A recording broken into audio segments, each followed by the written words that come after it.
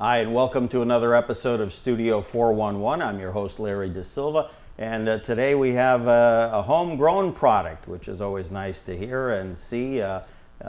Connecticut, of course, as I think I hear a lot on the commercials on the radio, is a state that's always touting itself in terms of business and great people to do various jobs and great opportunities. And we have a guest today who certainly has made the most of his talents, and I think we're going to see and hear great things in the years to come.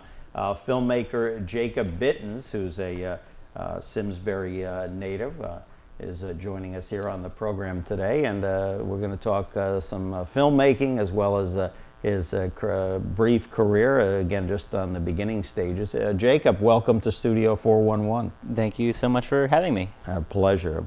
So, when I was doing research on you, I noticed the moniker that kind of stuck with me was a curious filmmaker. I don't know if that was something someone said of you or just was posted on your website. Tell me the meaning of that. I mean, So I wrote it about myself for my website because my filmmaking experience has been in a lot of different departments. Even though I would love to someday write and direct only, at this moment in time I also produce, assistant direct. I work in the lighting departments, doing gaffing or lower level things in that department, or as a production assistant, even a driver sometimes. So a curious filmmaker refers to having a lot of interests in an industry that has a lot of departments that I have sort of snuck into over the years. So you're really, and I think in the long run, getting the true appreciation. For instance, when we go to a movie, a cinema, and watch movies. Recently, every time I see a movie, we just kind of sit there. My wife and I, we're the kind, me probably more than her, but anyway, that we sit and we watch the credits. Even though we probably don't know 9/10 of the people on there, it's just almost like to see, anything curious, like, oh, look, maybe that's a relative of the star, or what songs did they do? I'm saying? There's always something about the credits, and it's just massive amounts of names, Yes. And you just wonder, oh, my goodness, how many people does it take to put, especially a major motion picture together?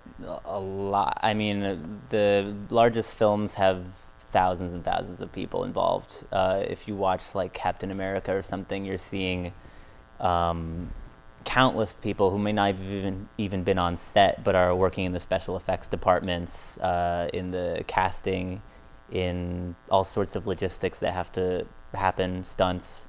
Depending on the size of the project, sometimes there's just 10 people in a room, and those people, leave the set and they edit it together, and there's never that many people afterwards. But to do it right and on that scale, you're talking about an entire monstrosity of working parts and cogs that go together to make that movie. Now, obviously, in a smaller independent film, which is basically kind of the two that you've done over the last couple of years, 24 months, 36 months, again, I'm fascinated, and I think the audience will be as well, just not the differences between the big budget, but still, there's a lot of work involved, and I mean, a director like yourself that's still, kind of learning the ropes in many ways, you have to have a good core of people that are really going to help you make this happen. Absolutely. In terms of department heads, even on those giant films, there's usually a small network of people that have the clearest idea of what it's going to be, and also maybe the most power. On my films, they're a lot smaller. There's a trusted group of friends that often come back again and again. I like to work with the same directors of photography when I can. There's a lot of actors who pop up. I think there's one actress who's going to pop up in both of the clips that we're talking about. Mm-hmm. And then the same with producers. When you find somebody that you really like to work with, you consistently bring them back because you know that you can trust them with your vision, trust them with the work that needs to be done. So when you can get somebody at the top of each department that you really know that you can collaborate with well, you know that your product is going to more closely resemble what you expect or what you want to make. Let's go back to obviously your upbringing in Simsbury. Some of you may recognize the last name Bittens.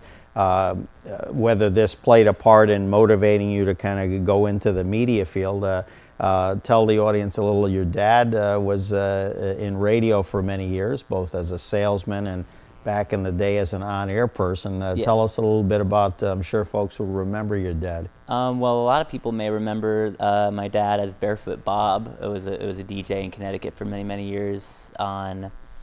Was it CCC or WHCN? HCN, okay, yeah. I should really know which years these different stations existed. For a while he was at Radio 104, right in Hartford. And when he wasn't a DJ, he eventually moved into sales. So I was always around media, around music, and around a way of talking that I think has certainly benefited me. In the film business, you need to be able to talk quickly. You have to sell yourself and sell your projects. And I think a lot of those skills probably came from my father and from his outlook on life. Sure. Yeah. I think I'm going to have to rely on Jacob to help me with my sales skills, but very, very good, very good. And that's terrific. So that was going to lead me to my next question. What things that you learned, from being exposed to that area? Like ball players sometimes, if they hung out with their dads, or if mom was an athlete, and then they kind of got the bug, or they kind of learned maybe little intricacies. In your case, it benefited you. Not only got a music appreciation, but you also, importantly, the social people skills, as well as you said, how to maybe close a sale. Yeah. A lot of filmmaking is it's an art that is more integrated with money than probably any other art. You can't make movies you can't just decide, I'm an artist, I'm going to make a film. You need all of those people. Sure. You need to pay them. You need to source the props. And so source the props is such a small thing in comparison to everything. I guess you got to pay the actors a ton of money, and you have to pay the editors a ton of money, and there's just so learning how to convince others that your project is worth seeing, can make return on investment from the people who put money into the project, is a skill that's helped me through 2 different Kickstarter campaigns to make my last 2 shorts, and through various other films that I've helped create but maybe didn't direct. Right. So that salesman skill has been very useful.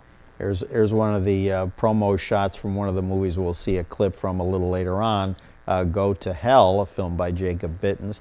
And again, you talked before about Kickstarter, again, a mechanism by which to raise financing, raise money for whatever cause.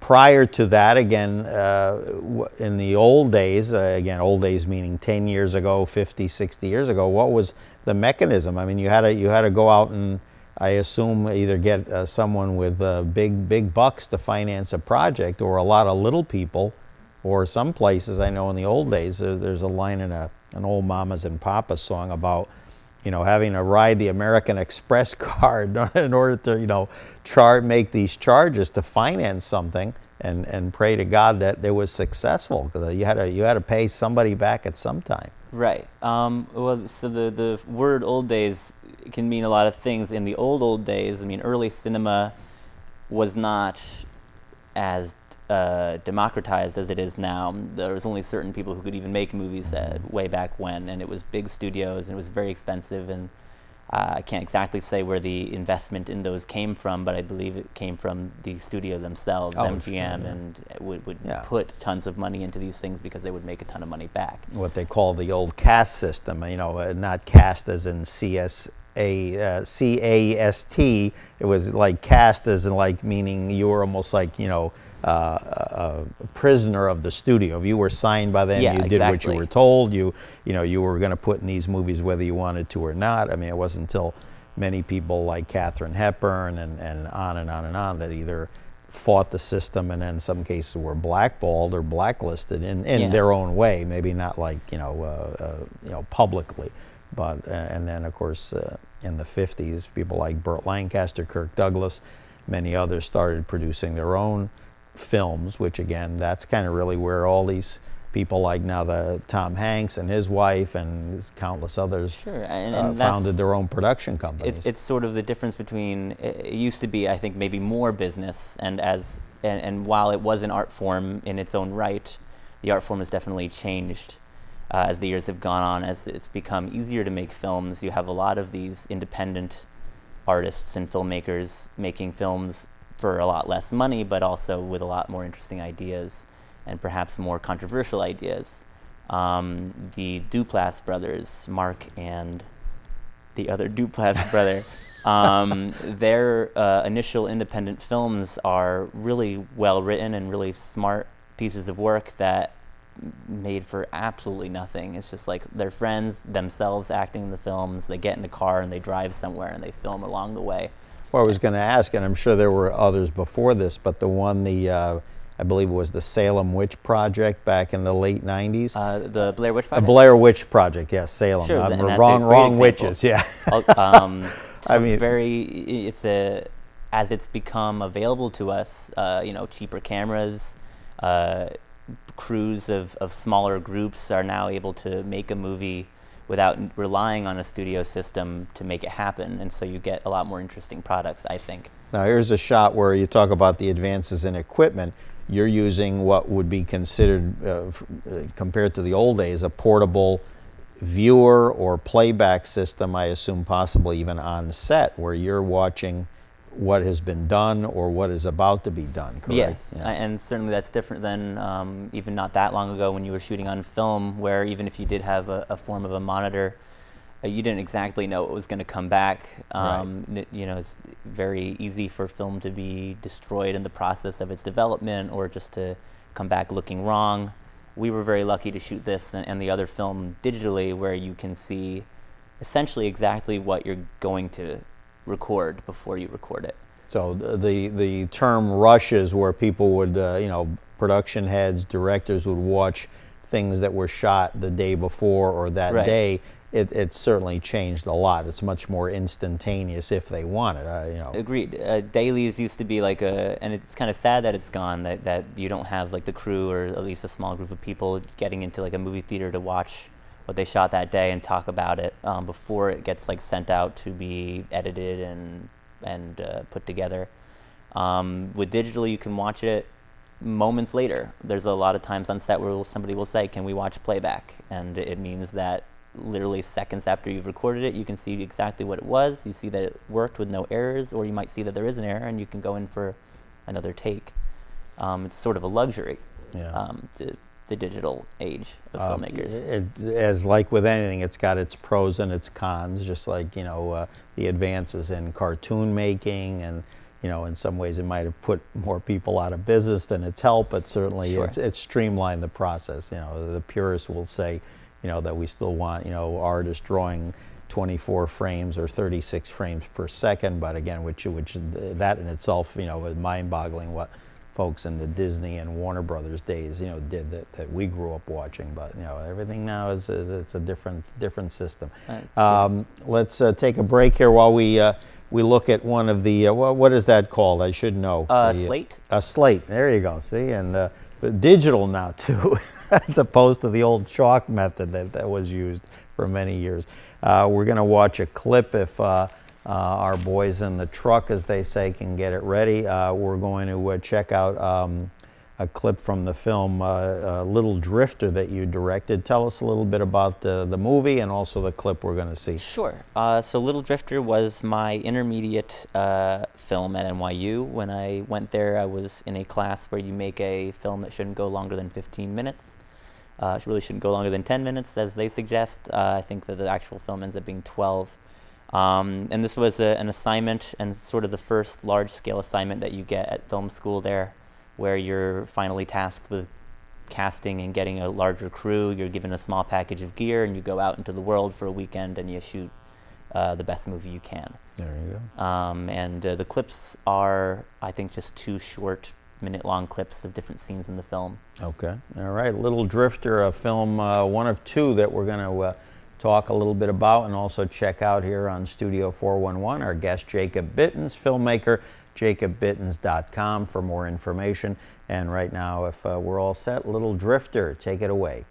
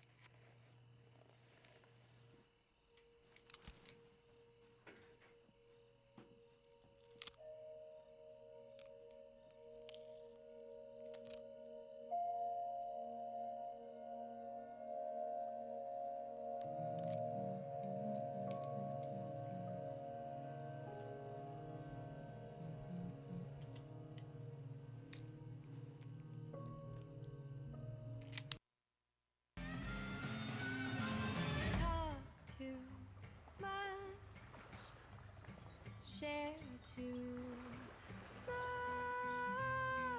look just enough. Don't you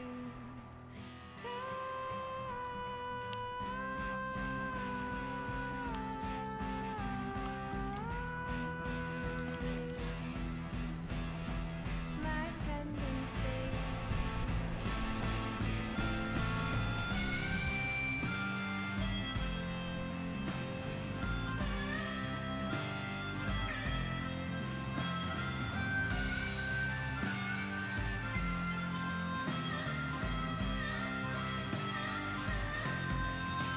Like a deer running still, frozen with her feet.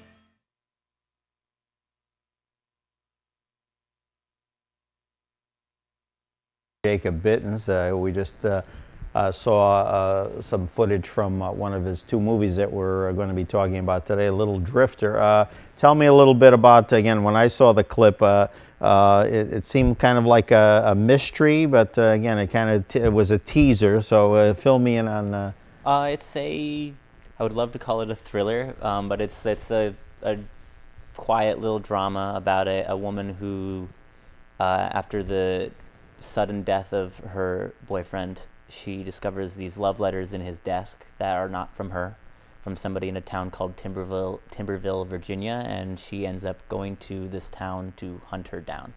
And it starts to resemble almost a revenge plot until there's a grand twist at the end about who this mysterious letter writer is. Wow. All right. Now, did I get the impression correctly that both these movies, both Little Drifter and Go to Hell, now you wrote the screenplay for these? Correct. Okay, and again, I'm just fascinated. Again, obviously a tremendous imagination, because I was thinking, well, he didn't base this on any real incident that happened in his life. I mean, it's just, that's amazing, amazing. A lot of people tell you, especially in film school, they say write what you know, Yeah. and I have a sort of alteration to it. I think that I live a boring life in a way, and I haven't done anything tremendously exciting. And so if I only wrote what I knew and experienced, I would make really boring or uninteresting films. And there are a lot of people who make films about their lives, and maybe they shouldn't. So I don't know, would Woody Allen be one of them? I don't know. well, so write what you know is interesting, but I think it should be like write what you understand. Yeah. And so I like to write movies that come from original places about people who are maybe like me but are not in situations that I've experienced. But I like to humanize it where these people are responding in realistic ways to bizarre situations. Little Drifter is heightened because it's sort of a revenge plot, and it's intense, and I've never had this experience, but I hope to try to understand people put in these situations. And Go to Hell is way more out there and totally bizarre, but the main character is fighting in this sense that he hasn't done something with his life and that he's boring, and like I just described. So that's something I that is a understand. little, kind of borrowed from Sure. from your perceived perception So, of your right. life up to this point. No, I get it. So I get it. I like to have I like the fun of writing things that are out there or that I haven't experienced, but as long as you don't write it ingenuinely, if that's a word, or if you don't go through the effort to try to understand these characters and make them human, then you're failing. But they don't have to be you, and they don't have to have experienced things that you've experienced. We were talking before the clip about the dailies, the rushes, and of course how that's changed to some degree. I was curious because a lot of times when I watch TV shows and films, and I used to think I was the only one that would see this, but even my wife or other people that if we're watching something will say, oh, did you see this, that, and the other? And I don't know if it's just the intensity level of trying to get this stuff mass produced quickly. I don't know, but there used to be in the old days. I knew them as like a continuity person. Mm-hmm. So that if we were like, okay, we're filming Larry and I'm like this, and then all of a sudden, the shot clearly changes, and it's not necessarily like we try to do this show where it's basically we try not to break to have to do any editing or Right. post-production as we talked about earlier. You'll be like this, and next thing you know, when it goes back to me, well, now I'm not holding it. Or I've seen shots, videos, music related, where the person had a cigarette playing the piano in their mouth. The music never stopped, but when it goes back to them, either they did a gone. Richard Pryor and they swallowed the cigarette, or I don't know what happened to the cigarette. You're describing, continuity is still the word, but I think you're describing a script supervisor Okay. whose main mission is to stick by a monitor, have the script in their hands, and make sure that in 1 second this tree doesn't become like a live hamster or something. Okay.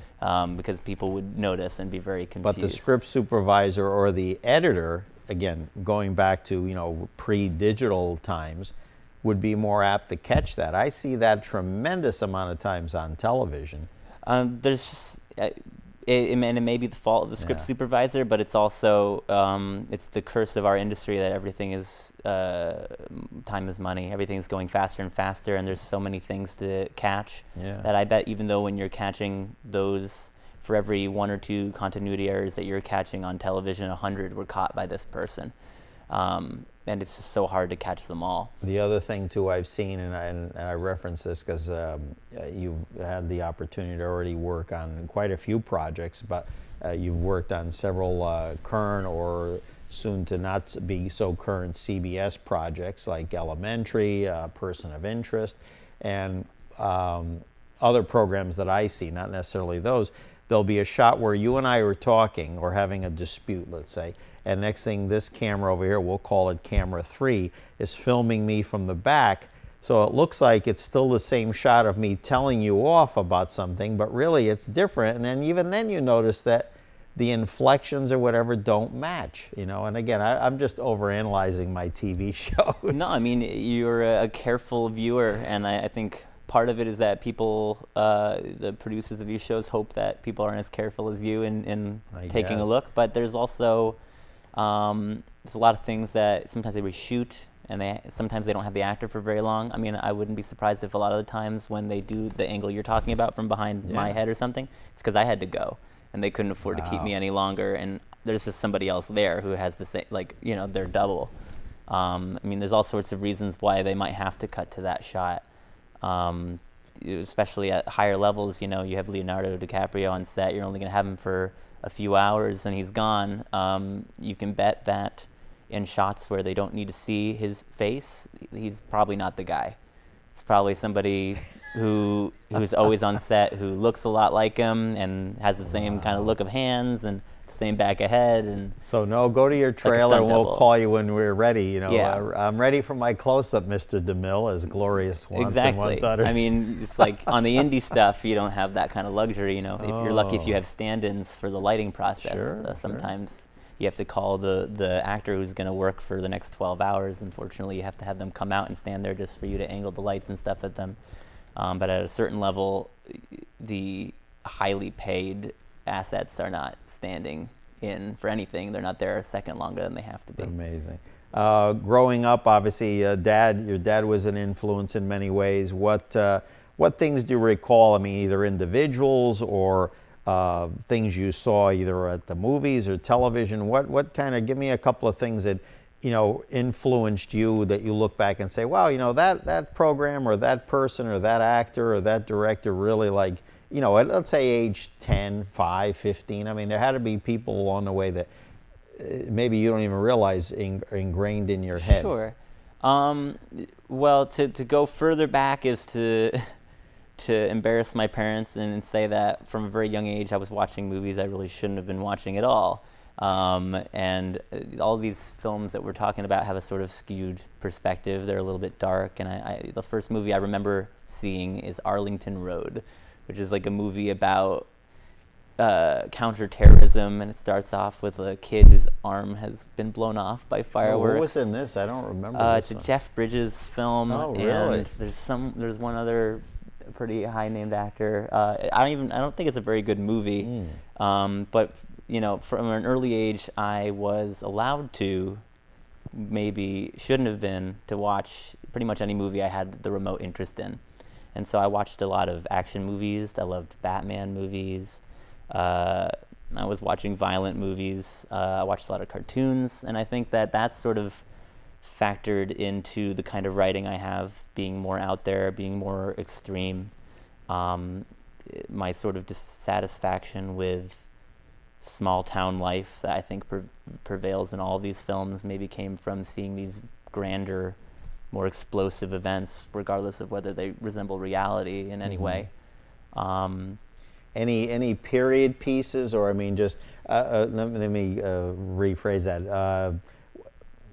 What about from, let's say, like the old black and white days, either television or film? Anything that goes way back? I mean, you don't go back and say, "Oh yeah, absolutely. I remember that Fatty Arbuckle Silent that really motivated me." But you know, I mean, things from the really the golden age, as they call it, of filmmaking. Absolutely. I mean, as I got older, the biggest thing that probably happened in my life to develop my filmmaking and also my taste of music was discovering a selection at my public library in Simsbury, Connecticut. I think it's called the Hayes Collection, and I hope it's still there. Because all of a sudden, for free, I could check out Casablanca and all the Charlie Chaplin movies, which I just consumed. And join the club. So yeah, isn't that outstanding? And I was getting a hold of all sorts of, and that was like a little bit later in my life. I was watching anything I could. I really did love Chaplin, but I'm trying to think of Citizen Kane. I was watching classics like The Godfather and things that people had told me I needed to see. Did you ever see a movie called Detour? Detour. I haven't. Tom Neal, who was really kind of a B- actor, but it was apparently one of the first, you know, post World War II like film noir, you know, that's considered like classic, you know. I love noir. Yeah. I watched some of the Humphrey Bogart. I didn't get it, you know, but I said, it's interesting, you know. And again, a lot of movies of that nature. Actually, one of the a lot of the female directors of today should, you know, really, they should be a monument to her. An actress, later director, Ida Lupino, who was married to an actor named Howard Duff. She was allowed to actually direct several B movies during the 40s and 50s, which is like unheard of, you know. I mean, was she the one who directed the original Drifter movie? Might have been, yeah. Or the original Hitcher movie? Yeah, might have been. I mean, I really did love those films. Yeah. I really loved the Third Man. I had Hitchcock on my mind. I was watching Vertigo and Rope What was the one, and Rear Window. There's one with Orson Welles. I wanted to say when you said The Third Man, but it was. Well, he's in The Third Man. That's it. He directed that, I believe. Yeah. I'm not sure. Yeah, but he's the bad guy in it. I don't know if I'm allowed to say it. Well, spoiler: The Third sure, Man, the bad guy's no. he's Harry. I can't remember who directed it, but that's a great movie. Yeah. Joseph Cotten and Joseph stuff. Cotten, of course, who was like part of the going back to the days of radio when you had the War of the Worlds thing in the late 30s. You know. Sure. I'm a big fan of Orson Welles. Scandalized, you know, not scandalized. It was just like a thing like people thought there were actually people from outer space landing or whatever. And Right. Joseph Cotten, Agnes Moorehead, who was later on Bewitched as a kid growing up, I watched that. But these people were all Ruth Warwick, who was on All My Children for many years until her passing. These were all part of this little ensemble, the Mercury Players. But Cotton later on despite being a very successful actor in his own right, he and Wells did a lot of stuff together. He was one, like you said, you mentioned, and I'm going to say it might be this young lady here in the red. When you work with someone, they like to keep bringing the same people back. Right. Steven Soderbergh, is it Soderbergh, or who's the one that works a lot with Jennifer Lawrence? I know who you're talking about. Oh no, Because her and Bradley Cooper and De Niro, right, it's the the guy same who did people Silver always in the Linings movie. Playbook. You know, if I I, thought it was wasn't trying Soderbergh, to but think of maybe his I'm wrong. name, Yeah. it's not Soderbergh, No. but it's.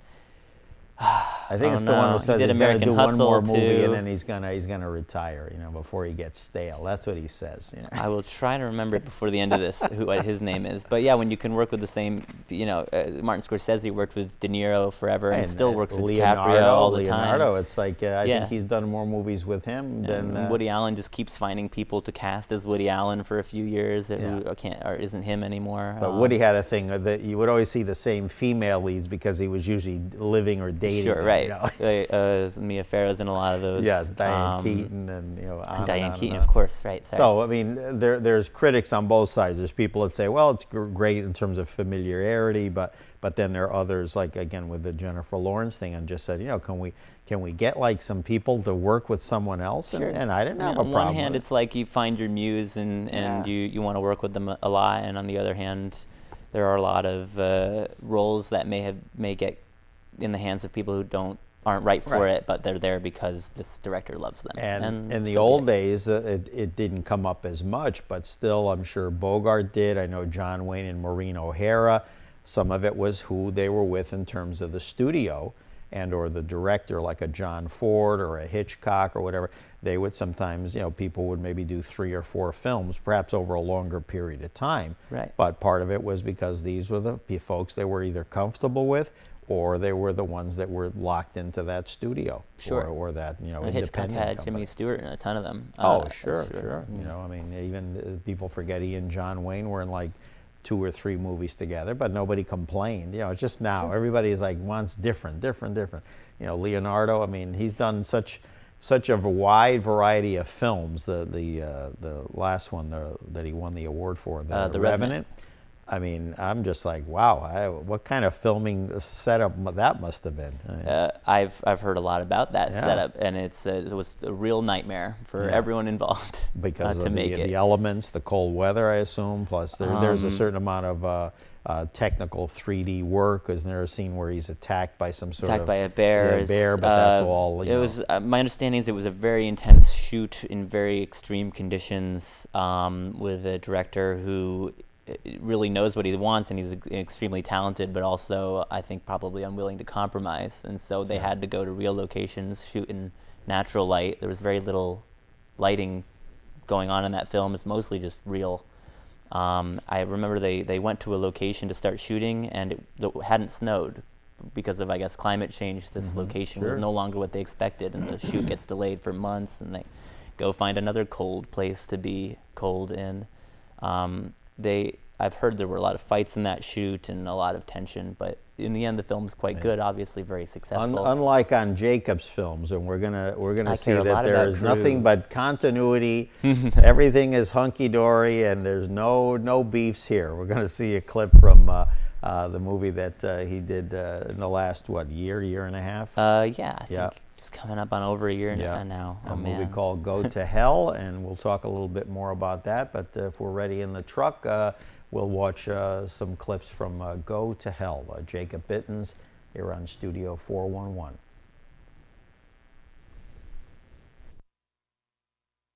Do you know what the real cardinal sin is? Being boring. I haven't done anything bad in my life. What a pity. Might have helped your chances. I'm interesting. I have thoughts. Hey, wait, just wait.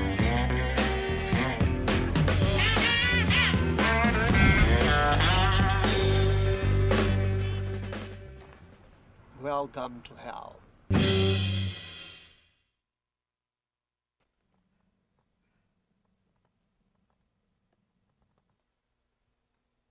Sometimes I scan through 100 movies in the night without ever picking one. Okay. This must be a test. Music is exciting, right?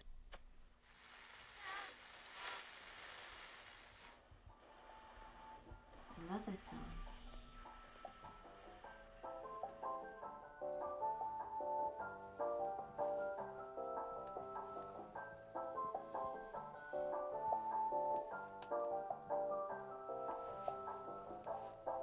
Is there anything fun to do around here?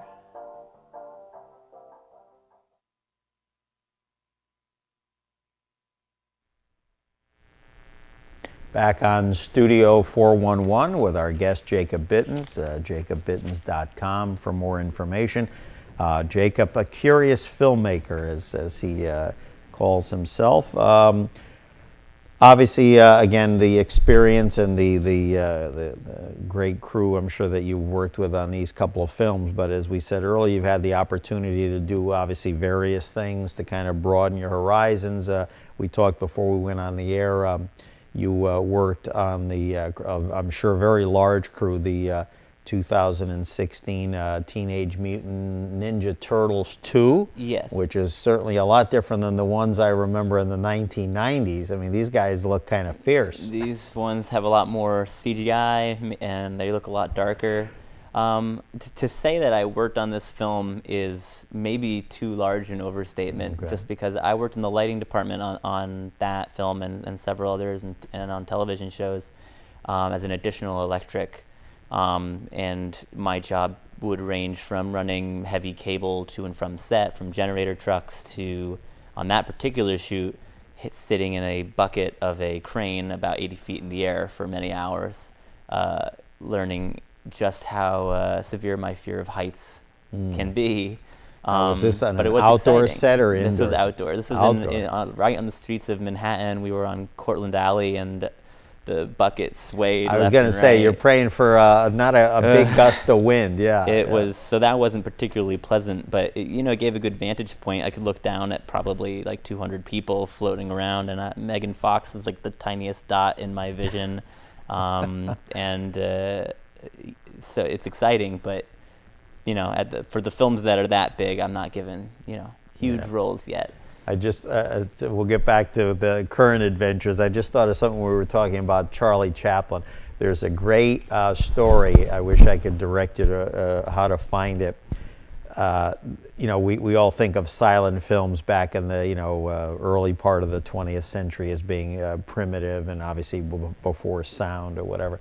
But there's this one shot of Chaplin where he is on a scene and all of a sudden it looks like I'm not sure what the term would be, but a sharp object from a statue of a knight. It wasn't a saber, but the thing they carried, it looked like almost kind of like a half moon, and it would, that's what they used to use to, kill. A scythe? Scythe, yeah. Okay. And this thing in the film comes down, and then all you see, the next shot is a tight shot of like Chaplin and wiggling his toes, because he did not lose his toes. Right. And people thought, and this was a real scythe. I mean, it was not plastic or whatever. I'm sure they didn't even have that in those days. And I thought, interesting. And the gentleman that was doing the piece showed how he manipulated the camera where it was filmed one way, but it was then what you saw on the actual movie was actually done in reverse. Okay. So that the scythe was there and it looked like it was embedded in his shoe and then proceeded to raise up. And whatever movements he did, being a master that he was, he actually, I'll call it mime for lack of a better word, actually moved as if he was moving forward, but in reality, am I making sense? Oh, absolutely. It's one of several, more than several tricks that you can play to create that kind of image or stunt. And I'm sure Chaplin, being like a master of physical comedy, must have had a lot of fun sort of trying to move backwards so Yeah, it could but play this in was the other direction. 1917, 1918, and they were just showing it, and then they showed it again, and then they zoomed in, using the equipment of today to zoom in to see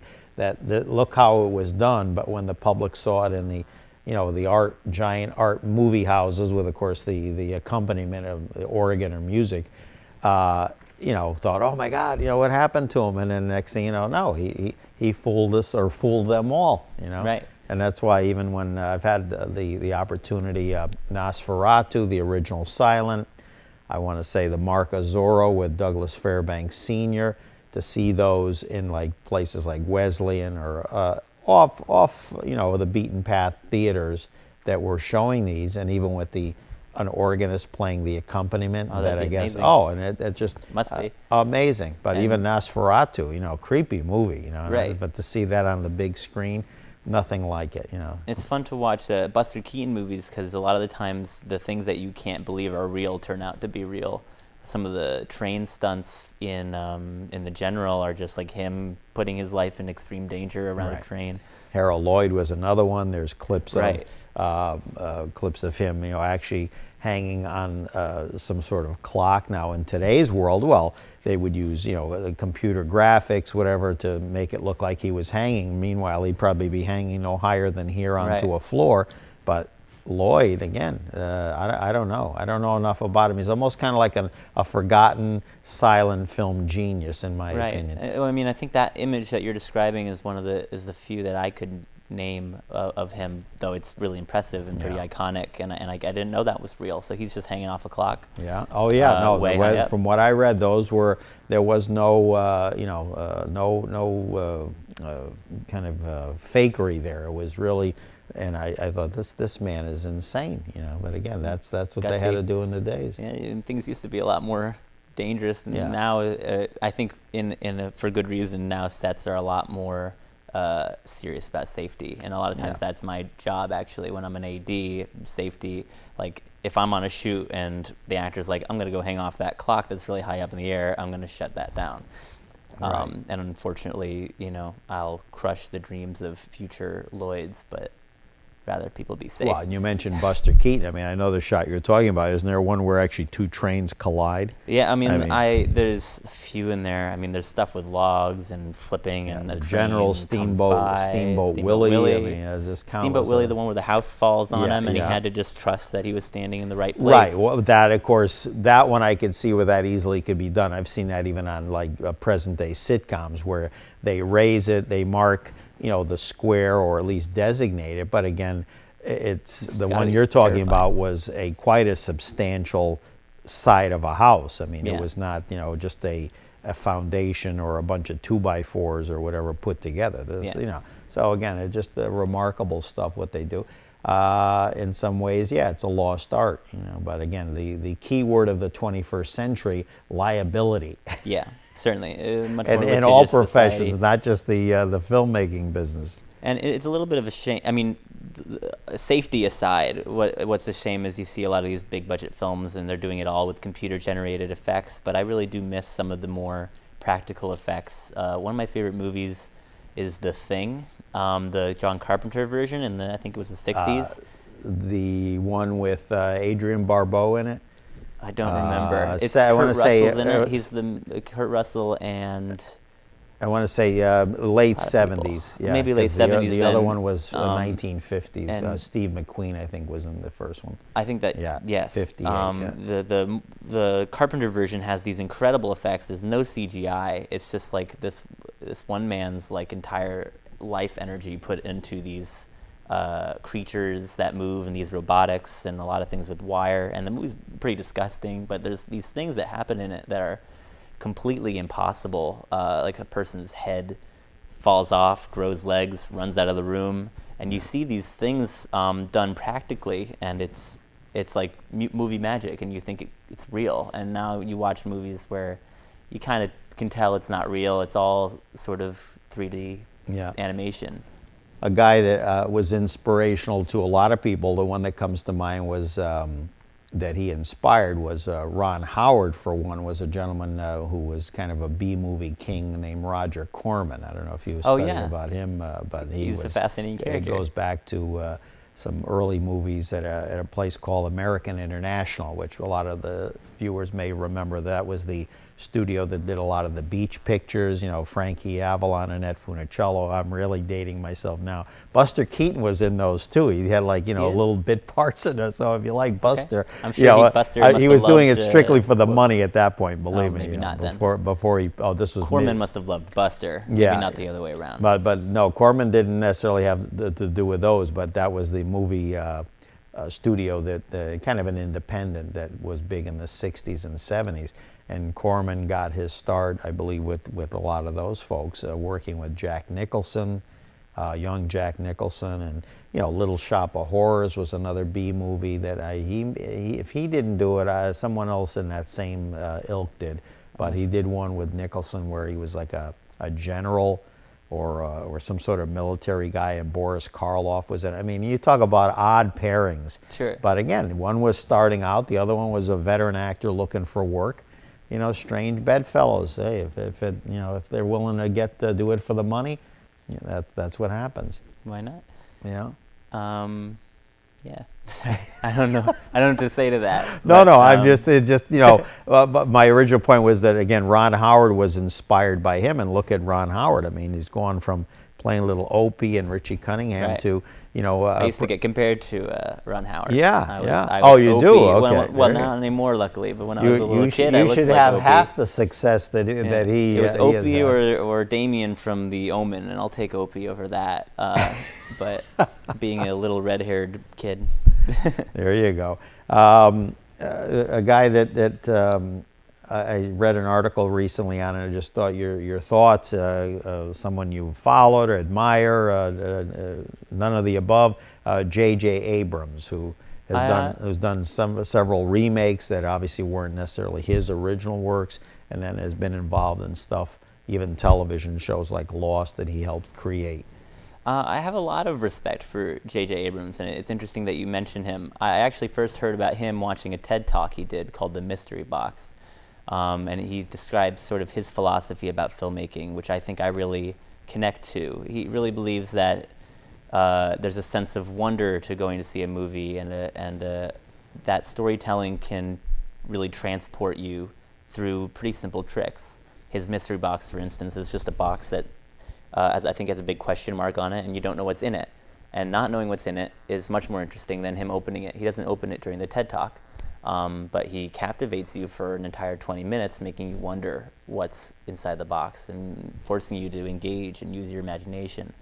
And so what he's done with, I haven't seen the Star Treks, I've seen his Star Wars movie, and I saw a lot of Lost, and he definitely believes in filmmaking and television as a sort of entertainment platform where people can be enjoying themselves and having fun and being curious and excited about exciting, if not insane, spectacle, which I think is more fun than some of the darker, grittier films that you see out of certain other directors. You know, all of the new Batman movies are so bleak and depressing and realistic. I grew up with the television series, you know, the Bam I find Pow, those to be a lot whatever, more fun. and those are fun. I remember. I like having fun. Yeah, and these other ones, and going back already over 20 years. You know, the Schwarzenegger where he played Mr. Freeze, and Sure. all the different incarnations. Michael Keaton, a lot of people still like his He was portrayal. A great It was very Batman. good. And you know, some of the newer Batmans are really good. On the Christopher Nolan Batmans, I shouldn't knock. They're great, but I just love having fun. And I think that in today's day and age, there's definitely a sect of films that are getting made that are dark, gritty reboots. Yeah. Things that are very serious, and they take themselves very serious. And I think you can't have the kind of fun you used to have at the movies. And I think J.J. Abrams believes in even fun. the Planet of the Apes series, I saw the first two gone much many years darker. ago, and it's very dark. I mean, Yeah. you've got things scaling helicopters, and of course the promos are kind of interesting. But again, the other one, especially the first of the series of the 60s and 70s one, you had Charlton Heston, an Academy Award-winning actor, and he was playing it serious. I mean, it was a wonderful series of movies. I'm not saying these aren't, but there's so much computer graphics and so much quote unquote action that I don't know that there's any real acting going on there. You I know? believe that. Yeah. I think that movies have gotten so serious. The new Superman movie, if you saw the Man of Steel film, it's sort of depressing to watch because it's like, how do you make Superman not fun? But they I think they got into a room and asked that question, found the answer, and thought that was a good idea, and made like the bleakest, most like collateral damage filmed superhero movie I've probably ever seen. And nowadays, it seems like Stan Lee, God bless him, as we tape, is still very much with us. But I think they're about to try to go through every Marvel comic ever made. We're gonna dig into the ones that were not made, because we have to put out a endless stream of movies. Yes, but those movies are fun, which I guess I appreciate. So you find those lighter than the Marvel is making much lighter films Gotcha. than the DC movies. Okay. The Batman movies get darker and darker. The Marvel movies get more and more vibrant. Right. I think might be the word. I mean, you remember the original Batman, of course, it was amazing because they've got Jack Nicholson to play the Joker. Yeah. And I mean, he, stole the movie because, and Absolutely. also made a nice deal as far as getting, getting the, what do you call it, a percentage or what they call points of the movie. I mean, he made, umpteen $1 million, on Sure. top I of mean, it. he's the Took best a part of lower that movie. salary. Oh, yeah.